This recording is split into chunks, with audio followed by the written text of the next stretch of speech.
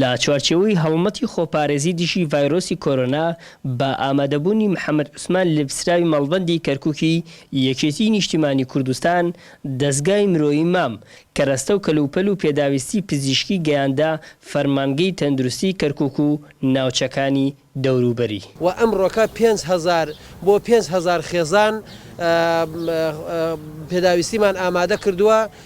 ئیتر ئەمڕۆ بەیانی دووبیانی وردە هەمووی کۆ ئەەکەینەوە لە هەموو شوێنەکان و هەڵمەتەکە دەست پێ ئەەکەین بۆی نێلین هیچ هەژارێک لەم شارە بەبێ خۆراک بمێنێتەوە. بۆی ئێمە لێرەوە دووپاتی ئەەکەینەوە دەستگای مرۆیی مام لە ئێستا و لە ئایندەیە بەبێ سانسۆر لەسەر هیچ لایەن و ئایدایە خزمەت گوزارەکانی پێشکەشەکە بە هەمووان لە کەرکووکا بۆ کورد و عەرەب و تورکمان و هەموو نەتەوەکان لە ئاستی کوردستانە لەبەرەوەی جەنابی مام جەلال هی هەمووان بوو دەستگای مرۆیی مام هی هەمووانە.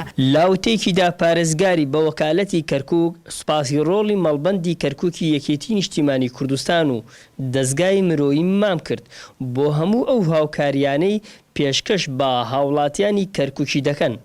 نرحب بالأخوة في منظمة مام الإنسانية والأخوة في بەخێراتنی برایانم لە ڕێکخراوی مرۆیی مام و برایانمان لە مەڵبەندی ڕێخستنی کەرکووکی یەکێتی نیشتیمانی کوردستان دەکەین و سوپاسیان دەکەین بۆ هاوکاری و یارمەتیەکانیان بۆ کەرتی تەندروستی کەرکووک و دابینکردنی کەلوپەلی پزیشکی و مەوادی پاکشکردنەوە بۆ کادرە تەندروستیەکانی شارەکە.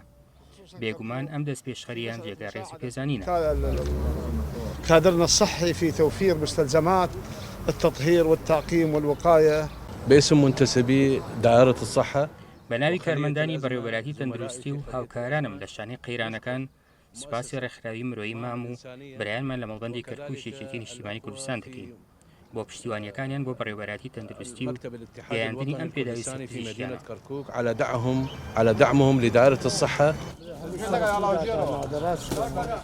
ڕەوانشاد سەرۆک مام جەلال هەموو خەمێکی خەمی هاوڵاتی و خەمی هاونیشتیمانیان بووە.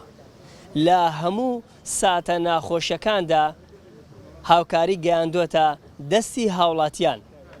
لە ئێساشدا هاوڕێبازانی سەرۆک مام جەلال هاوکاری دەگەن بە گەڕک بە گەڕک و شار بە شاری تەواوی هەرێمی کوردستان و ناوچە بە زۆر دابڕندراوەکان. خەبات نەجمەدین گەلی کوردستان کەرکووک.